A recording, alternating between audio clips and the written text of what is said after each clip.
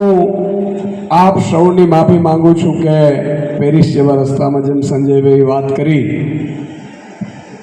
અહીંયા રસ્તામાં તમે જુઓ આમ જાણે પાણી નથી હલતું, અને આપણા ગુજરાતીઓ બેફામ મોજથી પાછા કમરને બટન દબાવે એટલે ખૂબ મોડું થયું છે.